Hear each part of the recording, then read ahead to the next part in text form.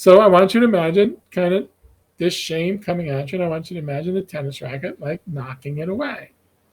So we played with that for a little while, and then it's like, okay, now I want you to send it across the net, Okay.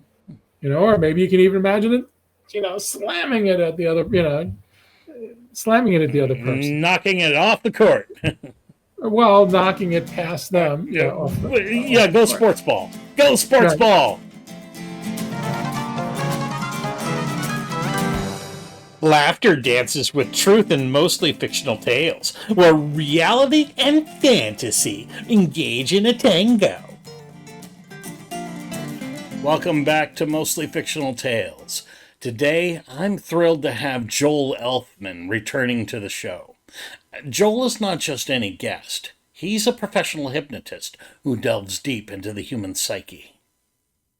His expertise reveals that one of the most powerful pathways to hypnosis lies in the careful examination of the individual. And of course, this is Mostly Fictional Tales, and I am your host, Rathgar. And here we're talking with Joel Elfman and wanting to kind of dig into memorable sessions that you've had. Has there been anybody that was memorable that you had a strong breakthrough from? And I think this would be kind of an opportunity for a positive story. There was somebody who came to a little workshop I was doing at Scott. Ah, Scott. Okay. So Scott was a former massage therapist, now personal trainer and actor, and he had gotten into a very serious auto accident Oh, about okay. 15 years ago, and some pins in his back, and I think a full hip replacement. When he talked, you could hear like he was carrying around 15 years of pain. It's like all the stress and strain on his body. I'm sure there was painful stuff, maybe even now when he moved, but you could really hear it in his voice. And yet, when he talked about certain things he wanted to do in the future, he had this little gesture, this Oh, little hook and gesture that he okay. made. And so, kind of, right, let's Yeah. play with that. So, that was in NLP, neuro linguistic Okay. programming terms, we would say it was his anchor. Okay. Right? It was or we could go back to Pavlov's Hmm. stimulus and response. When Hmm. stimulus this gesture, he felt good. Okay. So we played with this, and we kept on playing with it. We kept okay, turn it up, feel even better and better. Like when I get up and move, with this. So at a certain point, he was flying up and down this 15-foot corridor, a hallway, right, and just like this really fast walk, powerful, strong, As if he had excited, just dropped feeling. 15 years of pain. Yeah, as if he dropped 15 years of pain. Wow. And he had a hip replacement, so he had this kind of weird, a little bit odd wobble when he walked. Well, just to break in on that, I have a kitty cat. His name is Gandalf. He is a big gray bruiser, and he broke his leg one time. That he lives in my apartment, and he somehow figured out how to break his leg in my apartment while I was gone. He had sheared off the ball joint on his femur, and so Yep. essentially, I took him to the vet, and they had him an operation, cleaned him up, and he has a false hip, and he walks funny, just the way you're talking about. And Scott, with his hip replacement, was flying. I mean, flying up and down like you were doing one of those fast walk races kind of thing, up and down this corridor, and feeling good about it. So, we just taught him that little piece. Like, okay, feeling good, just when you want to feel good, just use this gesture. It's your natural way in. Okay, You okay, don't have to reinvent the wheel. Well, he already had done it. I okay, just turned it up. I just okay, make it stronger. okay. Yeah, And yeah, so yeah. we just turned up the volume on that, so it was more powerful. So, returning to things that you'd said earlier about watching people, their micro movements, the way they turn their head, the other stuff that is all important You watched that in what Scott was doing, and then was able to turn that into something that made him drop 15 years of pain. So I had a client that she talked about, type about certain situations. She would feel shame. Let's give her a name, not her real name. Okay. Sonia. So Sonia. Okay. So when Sonia talked about certain situations or past experiences, she would talk about shame, and she would literally Oh. gather her fingers together and literally, Oh. like Okay. pushing, pushing or attacking herself, or Don't feeding the attack yourself, shame mijo. Oh. into her body. Yeah. And so a little before that, she had talked about wanting to get back to exercise, or talking about getting back to tennis.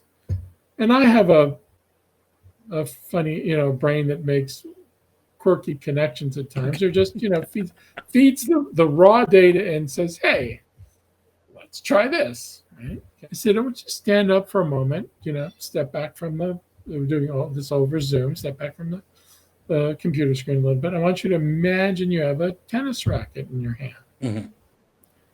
Some of you might imagine where this is going, right? Well, first, before we got to that, she actually reached behind her couch and pulled out a real tennis racket. Okay. Serendipity. There we are. Yeah. Exactly. I love it. I love it. I love it. So I want you to imagine kind of this shame coming at you, and I want you to imagine the tennis racket knocking it away. So we played with that for a little while, and then it's like, okay, now I want you to send it across the net. Okay. Or maybe you can even imagine it, slamming it at the other, slamming it at the other person. Knocking it off the court. Well, knocking it past them. Go sports ball. Go sports ball. Right? Yeah, really just, slam it, past them like you would, in one of these pros would in a game. Different version. Okay, you could lob it past them. So we have a variety of different ways you could play with this. The final version we did of this was, I want you to imagine, see yourself on the court, the net in front of you, and notice that some of these balls that are coming at you never land in your court. Okay. You don't have to hit everything back. You don't have to pay attention to all of it. You can notice it and let it go. Okay. Yeah. Mm-hmm. And so that, that was one of the ways we played. And, and she felt better afterwards, and she could, she had a better perspective. It reminds me. Keep on coming back to this. If it came up again, we could go back. I think we did maybe once or twice. Go back to this tennis metaphor to help. Yeah. That reminds me a little bit about pain management, and in this way, shame is sort of a pain management. Is that the best pain management is to make you not care that you're in pain.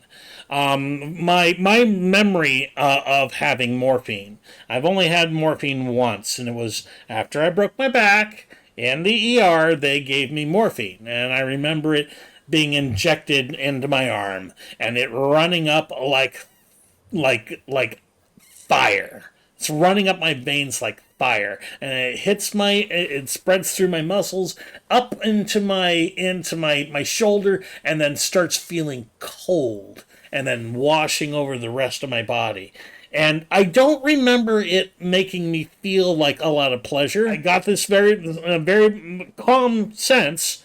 Hey, you're in pain, but the pain is further away. And right. You're in pain, but you're now got enough space to not care that you are in pain. You're in trouble, but we're going to be okay. We're going to be okay, buddy. Yeah. Yeah, well, most of the pleasure molecules we can create in our body are more powerful than a lot of the ones that the drug. Well, they're proper. They're exactly what is needed without any ancillary things. Just in terms of pain. So the most prevalent version of doing pain control hypnosis is just teaching people to put their attention elsewhere. Is a process in, again, in NLP, neuro-linguistic programming, called drug of choice. So you can literally, any drug you've experienced, technically, I guess any effect I you've like experienced, oxytocin. you could sure, but you could recreate it Yeah, yes. in your body, and it's just a matter of kind of just going through the steps, like how did your body, like the way you were describing it, like how did your body experience it, and then begin to, if you practice imagining each step. Hypnosis myths in media. The craziest myths about hypnosis that are perpetuated by TV shows and movie. Again, do you find any of that kind of fascinating? Those weird misconceptions about what you do, or Yeah, or well, I, is it? I told you the story of this woman I met after she saw the movie Get Out. Oh, that's right. Yeah. You did tell me this off camera. Oh, Yeah. this is something we should tell again for the camera. You're right. Okay, so let's set up the basics here. We've got the movie Get Out. Jordan Peele, right? Right, during his first film foray, I believe. Okay. So she had just seen this film. The evil psychologist and evil brain surgeon husband. The trailer was always this coffee cup with the swirling the creamer, in a like hypnotic circle. So Oh, they're gonna hypnotize you with a cup of coffee. a cup of coffee, just watch. Just watch the cup of And coffee. and anyway, so I met this young Southern black woman after she had seen the movie, and I tell her I'm a hypnotist, and she had a rather strong reaction. All of a sudden, she's like, in her Southern, beautiful Southern, like say Georgian, accent, it's like, "Don't look at me, don't talk to me." It's Oh my! like, no way, I'm not. You're not gonna get me. I'm not going anywhere near you. You're not gonna get me. I saw the movie. You're not. I You're saw not the gonna movie, trick me. and obviously not not going to be a client, not good for business. But you have to appreciate the beauty and the purity of her reaction in that moment. That if that had been on video, that would have been one of those moments that would have gone viral. And like 10 years later, people would still be using it because she was just so pure in her reaction in the moment. So I appreciate it for that. But on the whole, it sounds like that sometimes the negative portrayals or the use of hypnosis by villains is kind of But counterproductive to. and the other one is people, like a lovely person I know. We've had great conversations. But it's like, no, my mind is too strong. Like, I Well, don't doubt that. okay, well, no, I mean, if you're not willing to be hypnotized, and then yeah, I'm then not yeah, gonna force myself. of course, yeah. But you're a very smart, intelligent person. You're a consultant, which means you're imaginative. Like if you wanted to work on something with hypnosis, potentially you're a great candidate. But I'm not here to try and pull teeth or whatever, convince anyone. Anything, if you're not interested, fine by me. A lot of my conversations are, I've never met a hypnotist before. Tell me a little bit about what you do or how you work. As you can tell, that's exactly why I wanted to interview you for the show. Is And I that love talking about it. I love talking about how powerful our minds are. We just, have to get out of our own way. And part of how we do that is this ability that we all have to go into trance. It's just a matter of how you do it or who you do it with.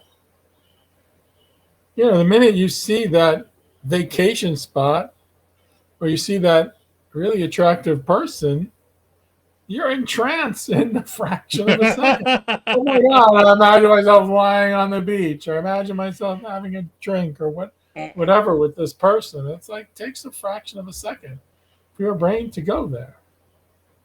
And then being able to understand that function of our own brains and be able to leverage it for positive So, outcomes. right, leveraging it is the other thing, right? And as again, I can imagine. Yeah, again, I imagine going up to that person and talking to them, but I have to practice that. I have to practice. Imagine doing it with that person, and if I really want to make it useful with a different person and another person, and different levels of attractiveness, and different times of day, and different circumstances, and different places, until like I can feel confident approaching these whole sets of different people in these different circumstances. But we got to build those pathways. Because if you're just, I'm going to feel, like that one time we play that movie in our head once of this success. We have no idea how that person's going to react. And if we haven't practiced, Mm-hmm. like good, bad, indifferent, right? Oh, I was really successful doing that. Imagine it totally flopped. How can I still turn it around? Or it was middling. It was okay. Worked all right. We have to imagine all the different versions of what might happen. So when the moment actually occurs, like we've practiced as many of those different circumstances, so like we're ready, like we're primed. Oh, that's the way we're responding. I know exactly what to do. And again, this is how we got good at all the stuff we do, except those moments happened randomly over time, right? Through our lifetime of experience in this particular job, or with this particular hobby, or this particular family circumstances. We got good at it, So right? where do you see the future of hypnosis going for? You use it in life coaching, but do you see it as becoming a tool that gets greater availability, or what are the limitations on hypnosis being used in a lot more therapy? You got VR, right? So we can put these people in these circumstances, Hmm. right? And they can see it, and they get much more experience. And we know there's all these feedback mechanisms now, so we can really give them a more nuanced experience. I mean, certainly a lot of times in our head doesn't. I mean, VR doesn't compare to what we can do in our head. Oh yeah, yeah, yeah. But sometimes we need that. We still need that so we can focus on other elements. So in the future, you see VR being a very useful tool. That And we've got all these mechanisms now, all these scientific measurement tools now that we can also hook up to the body. Blood pressure, an EKG, and can we map exactly where this memory or this is in the body, and where a change is occurring, and we're going to get better and better at this. Do we need these tools? In some ways, if we keep on practicing coming back to the body, you know. I yeah. mean, the tools are useful, don't get me wrong. They could be incredibly powerful in certain circumstances. But other circumstances, are we relying too much on them when we could do something simpler that would be more powerful? So Okay. I think there's a lot of potential. And then, you've got, again, like you were talking about psychedelics. There's all sorts of experiments being done with psychedelics. So can we loosen up their brain so that they can make this change more easily and effortlessly? And then there's all sorts of stuff now with probiotics. Okay. Probiotics has huge impact, right, on the gut and on mood. Hmm. They changed probiotics, and they started saying, "Oh, we can make people help people resolve depression, or and lessen their depression just by changing some of the probiotics." Trance is such a natural state that we go into all the times. Some studies say like 70% of the time we're in trance, or 90% of the time we're in trance. or maybe it's only 50%, but that's still half the time we're awake. Our brain is in some sort of trance, imagining the past, or remembering the past, imagining the future, and we don't even. And studies show that most of those memories aren't even accurate. Yeah, You know, yeah, yeah. like we're still Memory is remembering where we were weird. as a little kid, and that teacher was 6 feet tall, and then we got to meet the teacher, and he's 5'2". Yep, yep. I remember my first grade teacher, Miss Shoemaker. I know she was a very small woman because I thought she was big when I was in first grade, but I remember some visual cues that would make me go, well, no, she was not very big. Right, and all this stuff from court, studies they've done at court, and also, like forensic hypnosis, other stuff again, or just memory tests.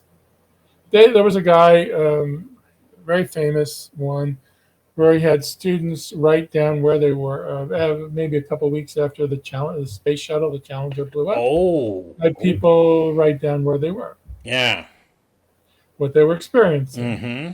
and sign it and date it, and say 6 months later came back and had them write the same. They do the same thing, and the memories were really different. Yes. And when you showed them, well, this is what you wrote 6 months ago, right? A bunch of them going, no, No. that's not, that's not right. No, That's not no, possible. no, I no, no, remember it completely no. different. That's buried in your unconscious, and you're reacting from your unconscious. So we're not often going to remove memories, but we may change them in ways that make them more helpful. And there are times where people have given people entirely new memories of new histories. Like, oh, my Mm. family was totally dysfunctional. Well, I had a helpful, like a family that helped me.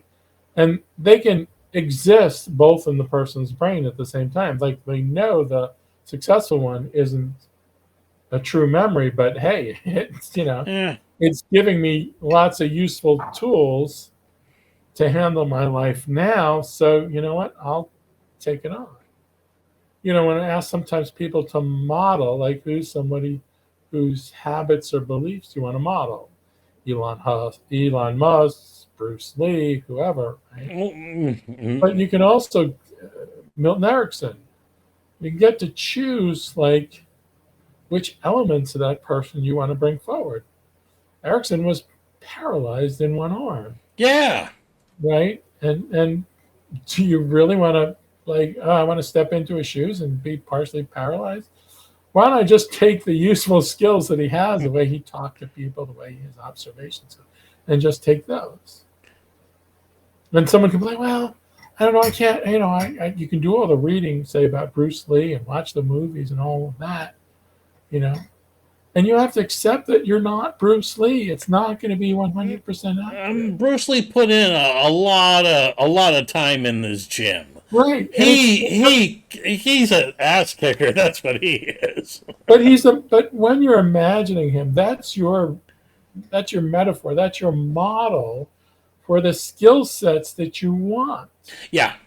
because you don't know what he was actually like, or you can't know 100% what he's actually like. You're just better off knowing, imagining him however I want to imagine him.